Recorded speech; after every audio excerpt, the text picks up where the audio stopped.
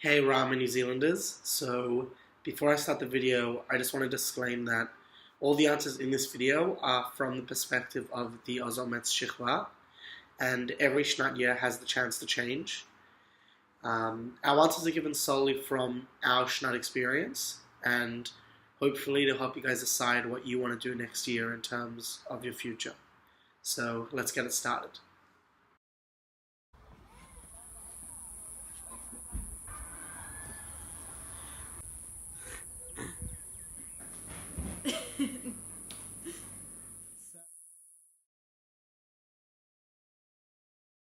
Is Shnat what you expected it to be? Jaina. So, is Shnat what we expected it to be? In New Zealand, Shnat very much gets hyped. And it gets hyped to be this like incredible, unreal year that is so unique to every other year. And while Shnat is like this incredible, special year with like all your friends and you learn incredible things, you have the most incredible times, Shnat is real life.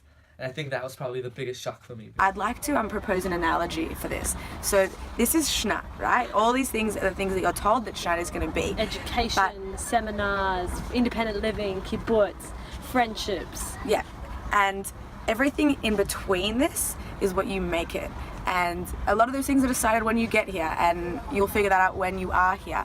I don't think it's too good to come on Shnat with major expectations of what it's going to be like, or too many things planned, because it can be very different when you get here. I think Shnat is pretty similar to what I expected it to be. I guess I knew, what Tam said, we like know what's happening at every part of the year, and but all the things in between, like the friendships you'll make, ones that you probably wouldn't expect at the start of the year, it's really amazing, and I'm really happy with how Shnat exceeded my expectations. Did you ever feel like going on Shnat was the wrong decision? And how often did you want to go home? Wait, start again. Should I look at the camera over there? There were times when I did want to go home because of like generic homesickness, missing friends, missing events back home. But I'd never really wanted to go home exactly. Like I never thought Shnat was a wrong decision for me. I definitely felt a couple times throughout the year about going home, especially towards the end of the year. Like naturally you think like what you could be doing at home, your friends that you're missing. Sometimes you may be just feeling like a little bit unfulfilled at that point. But no, Shnat 100% was the right decision for me, and I don't think I know for a fact I never once regretted this year, like doing Shnat. Maybe there were times like now I'm ready to go home, but it was definitely always the right decision for me. So never this year have I thought that Shnat was the wrong decision, but there are often days when I would rather be at home with my parents or in my bed. There are definitely days where I miss home a lot. It's like any other year, there are good days and there are bad days, and on those bad days you just need to surround yourself by people that make you happy. It's really easy to do that here. There's always people around, which can be a problem as well. Like sometimes you just need space. But yeah, we've got 3 weeks left, and I'm definitely not wanting to go home anytime soon. I'm going to impart some wisdom that was given to me by Steph Zui, given to her by her grandma, which is nothing is the right decision unless you make it the right decision. So pretty much if you go on Shnat, it'll be the right decision for you as long as you make it the right decision. If you decide not to go, I'm sure that'll also be the right decision for you. As for how often did I feel like I wanted to go home, in spite of everything ups and downs, I never felt like I wanted to go home. I was always happy here. And yeah, I don't think it's a big culture of lots of people always wanting to go home. So yeah.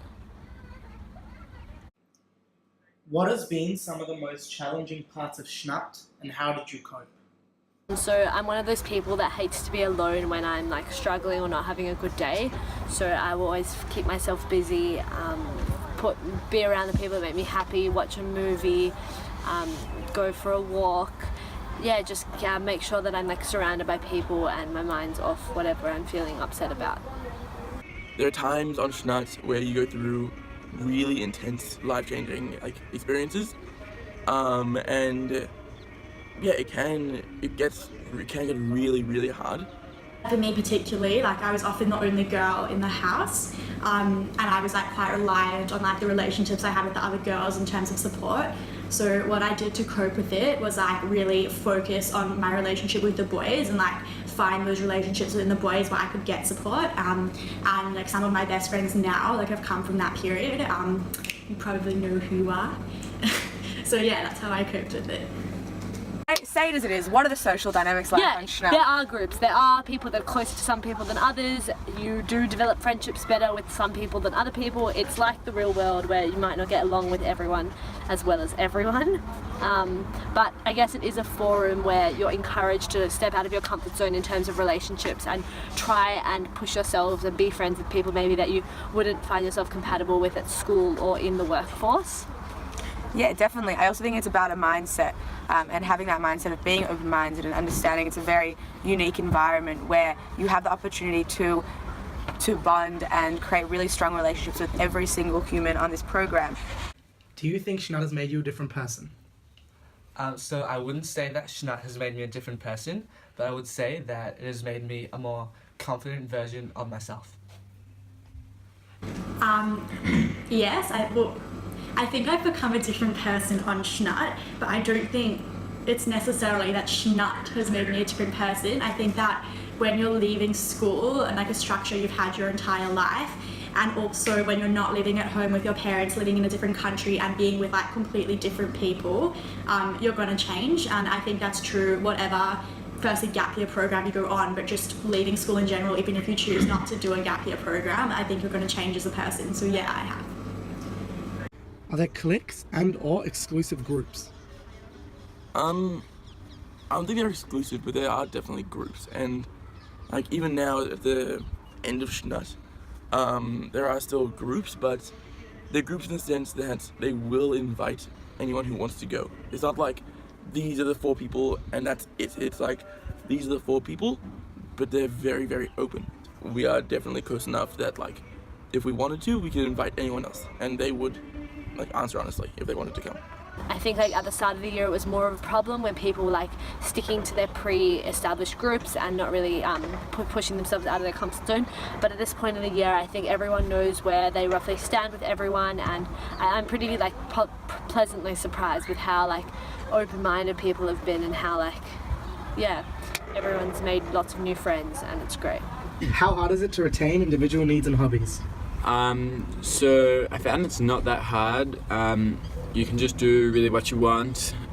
You also find like a lot of new hobbies, and like everyone's so fine with you having like your own time to do your own thing, and like if it involves others, definitely like other people will go along with you. It is really important, like if you have hobbies and interests, it's important to be able to bring that to your kfutza or your shikwa and share that with your friends and everyone so that they can benefit from you. Is it worth it to have the break from university? I think it's so important that we take a break, that we just have time to ourselves and we're not under that constant stress that school gives you. And yeah, like I'm so glad that I took this year off. Well, not this year off because I'm still doing stuff. I personally don't think it would really matter. Like firstly, you know, when you finish university, got a job, I don't think you're really going to look back and be like, oh, I wish I had that extra year. Like I can't see that happening. And also you have a bunch of friends who are starting university at the same time as you. So it's not like you're this year behind, everyone's a year ahead and like you're struggling. Like no, all your friends are going to come back, be in the same situation, be at the same point in their lives. And like, I think it'll be fine. I never really saw it as a problem. Do you feel as though your morals have changed and do not want the same things as before you left for the program? Yes. Is that the whole question? Like a lot of people think that have this like perception of Shnat that it's like brainwashing and that your morals are going to change because people are like telling you things, and like that's not true at all. At least in my experience, like if you come in with like critical thought and make sure that you question everything and like coming to educated decisions, going to lots of different sources in order to make up your opinions, like you're not going to get brainwashed. Before going on Shnat, I was very much surrounded by the same type of people with a lot of the same views and stuff. Being on Shnat, I guess like I am surrounded by like a whole lot of people from different backgrounds and different like thought processes and stuff like that from like compared to myself. So I've been forced to like listen to different perspectives and had to change my morals. Is it difficult to live with someone who you've had a past with and no longer get along with? Like it's difficult, it's a bit of a burden on your year. Yeah, but eventually, like, you're gonna have to confront it, and it's definitely better once you confront it and like you open up to them, and yeah. What's the deal with meat on Shnat? Is it too expensive, or was there a collective decision just not to eat it? So basically the deal with meat on Shnat is that there is no deal. There's two parts to this question. On your side, when you're on kibbutz, like there's meat at the Cheder Rachel and you can buy it if you want. Like there's no one there to tell you not to. You can do whatever you want. And then on Kaveret, again, like there's no madrich or like authority figure who's going to be there telling you like not to eat meat. It's your kvutzah's decision. My kvutzah has meat. Like we have chicken maybe like once a week and red meat maybe once a month, and we have burger night. Depends how much money you're given. We're given 25 shekels per day per person. So there's enough money to have meat every now and then. It just like depends what your kvutzah wants. Do the Muds ever come and inspect the houses during collective living? If so, what are they looking for and how often? Damn, I was going so well as well. It's fine, keep going. No, but will you edit it out? Yeah. No, you won't. No, you won't. I will. The relationship between the Shnatis and the Madrichim is that of trust. Like they trust us. We have a good relationship with them, and they don't come in here to just see how the house is and see how we're living. They come here to guide us, to run Pulot for us, to be our Madrichim, and I think that's a really, really special thing. Do you prefer living in the kibbutz or in the apartment? At the start of Kaveret, which is the apartment, I really wish that I was back on kibbutz, but now having lived in the apartment for 5 months, I think I prefer living in Tel Aviv much better, just because we're encouraged to like be fully independent. It's really like rewarding and empowering, like cooking for ourselves. We're fully living on our own, taking care of the house. It's quite stressful at times. But it's really, really fun. You have an apartment to run, like you really have to make sure everything's kept neat, tidy, nothing breaks. If something does break, you have to organise it. It's really that independence, the thing that I really enjoyed taking on the responsibility. That definitely why I enjoyed living in the apartment more. But also kibbutz house as well, living on the kibbutz. It's just a whole other different experience. It's fun being with all your friends together. It's a really fun environment, so definitely don't think that the kibbutz is not a great place to be. What is the culture of spending money on Shnat outside of the Shnat price? Okay, well, I am a good budgeter and I don't spend a whole lot of money, only if I need to and if I really want something. Like I'm not a very impulsive spender, so I went through the whole year without spending more than like $3,500 on everything. That's food, transport, everything for the whole year. I know people who spend heaps and probably couldn't take that much money. You can spend as little or as much as you want, but just think at the end of the day, like you're not just going on a camp or something, you're going to live somewhere for a year. Like you're gonna want to spend money on things, and you should factor that in. It's never a problem to like get more money from home on like a travel card or something, so yeah. Is Shnat a program for everybody, and has it been right for you? For me personally, it's definitely been right for me. Like it's challenged and like developed me in like amazing ways. But I strongly don't believe it's the right program for everybody. I think that it's a very demanding program in ways that you probably won't understand until you come here. Like when you're like really like living on top of people with the same people all the time, placed in like quite like challenging circumstances, I guess, like where you're living, like what you're doing, it's hard. And I think that unless people are really willing to push themselves out of their comfort zone and like confident like in themselves, it's not the right program for people who struggle in those conditions. I also think that if you're apathetic towards a lot of things, or towards learning, or towards volunteering, I just don't think you're going to get much out of the program. That's not to say that like for instance, like I think social reasons are a really important part of coming on Shnat, but if you really don't give a shit about anything else apart from just the social aspect, I just don't think the program's right for you. If I go on Shnat next year, I'll be going without any of my close or best friends. Did that happen to any of you? And if so, was it harder for you to form connections? this did happen to me. I went on Shnat without, I'd say, like my closest or my best friends. I did have like friends from Perth coming with me.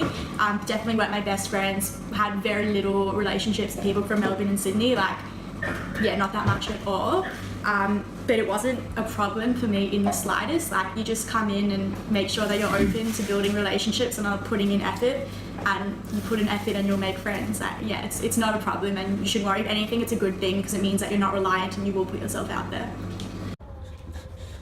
Not the time for squidging. But it's filming.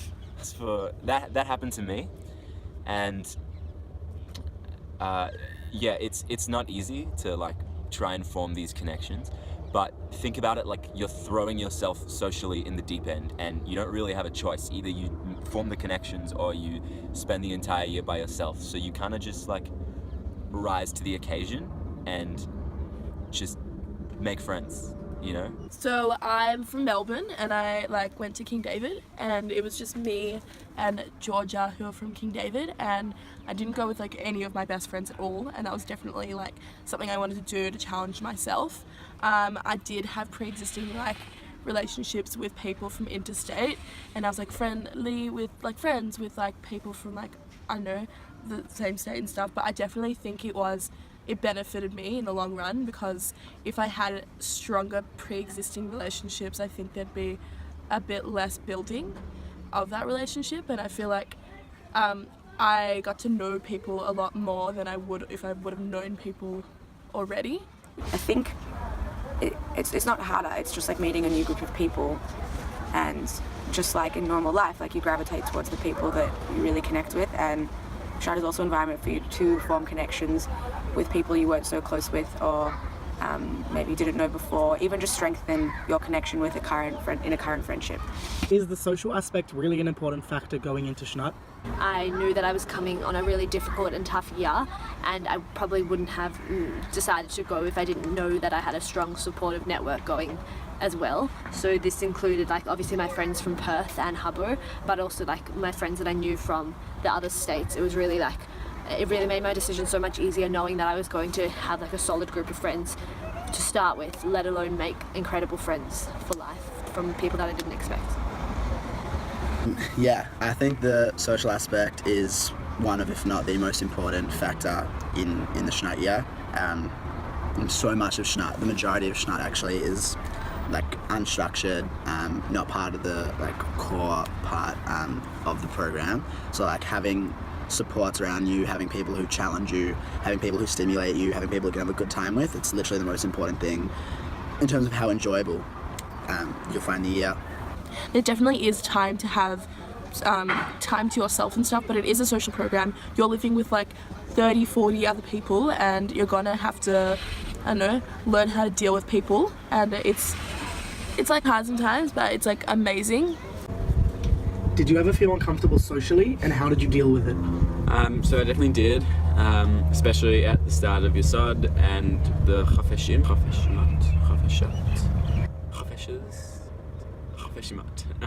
It's hard to like be constantly trying to fit in, so how you deal with it, just like you be yourself and like do what you want to do. You don't worry about what others want you to do. You don't worry about what you want others to think of you. Yeah, just do what you want to do. What were the special times or things you'll never forget? What were your highlights? When like we all come back from a day of Nesima and we're just like sitting in the lounge room. And we just like all like share our stories from the day and like laugh with each other. I remember them. Every Friday night when we do Kalalat Shabbat, it just gets better and better every week, and we've made the service our own, and it's like I have to be home at 6:30 every Friday or I miss my favourite part of the week, and it's just become such a special time when everyone's together. We had one of our friends' birthdays, and for her birthday we all went and had like a picnic at the beach. It was like a full moon, and the whole water was just like black and like dark, and it just looked like this whole, I can't describe like this setting, it's like blank canvas. It was like black, like it was just dark, and then suddenly like we all just like ran in together. The water, it was like 11 p.m, it was like warm, and like it was amazing. Like the moon kind of like illuminated everyone's face, like So it was just like all my friends' faces and then like just black water, and it was literally the most insane thing. Everyone was like having the best time. It was literally just us on the beach with all my friends. Like how connected I felt to everyone at that point, and how much like I loved everyone in that moment. Just felt supported by everyone, and it was really cool. The trip to Poland, for a while I've thought that all Jews should go to the camps and like see Poland like for what it is, and like kind of see that it isn't just like this snowy dead wasteland, but it is this like beautiful country that did have a really shitty history, and like it truly is this like it's incredible country to go to, and like it's just so meaningful, and so like I found it so powerful to like be walking through the camps and like through the train tracks of Auschwitz, and just like kind of thinking to myself like, we are back here and we won. It's just like really simple things like staying up late and chatting with people, lying in bed with your friends, and just being around people a lot. I mean, sometimes it's hard that like sometimes your space is invaded, but sometimes that's also like the best part about it, is that you have people around you all the time. Ooh, highlights of Shnat. Fridays on kibbutz, truly the best time of the year. So you just like have a chill day, like Friday's the weekend, so like you did nothing, slept in, it was amazing. And then we play frisbee every Friday afternoon, which is incredible on the field. Then kabshab, then Friday night dinner in Cheder Rachel is banging, and then praise, then muba on Revivim is truly magical, and Friday is just wow. Meeting a Hubbo International, like South African, living with the New Zealanders, meeting all the South Americans, the North Americans. The UK is a really cool, like, everyone on Shnat is sick, so yeah. I've been to Israel a lot of times before this year, but it was only the first time this year that I actually got to explore Israel. You get to go to Tel Aviv, but you get to go to the back streets of Tel Aviv. You see all the little streets. You see the other side of Israel that you don't get exposed to when you come here on family holidays. You get to go on the little streets, the little kibbutzim. You get to see basically everything you don't hear about Israel. You get to see the good side. You definitely get to see the bad side, the side that's not taken care of. And you get to explore Israel a lot, because there's a lot of things which I didn't know happened and existed in this country before I came here. Comes from just like little things that you can't predict or expect. Like for example, we had this falafel place that we always used to go to, and it became like a bit of a meme within us. And you know, just going to that place over again, or like just doing ridiculous stuff. Like one time we stayed up late to make like a paper Wi-Fi router because our Wi-Fi router wasn't working. And it's just all this random little fun things you do with your friends along the way, or like the stuff on the side.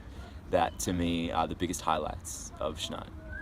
When we did our Tikkun Leil, it was literally just one night of a whole bunch of different people from our shikva doing kind of lectures for each other, and you got to hear about what people like your friends, what they're passionate about and what they want other people to know. And it was incredible. Then we like stayed up, and we stayed up for the sunrise. It's amazing. I was on Kibbutz Revivim. Go on Shnat. It's cool. You'll enjoy it, I promise you, whoever you are. That's all. Done. Done. Zell, go on Shnat. I know when you add the sound, you haven't. It did. You didn't hear it because of the music. No, Blair. What? I know you're messing with me. I'm not. I can tell when you're lying. I can tell when people are lying. Yeah, we're done. Why are we filming still then? Larry, I want to have a shower. Later, have a shower. But that's it. Yes!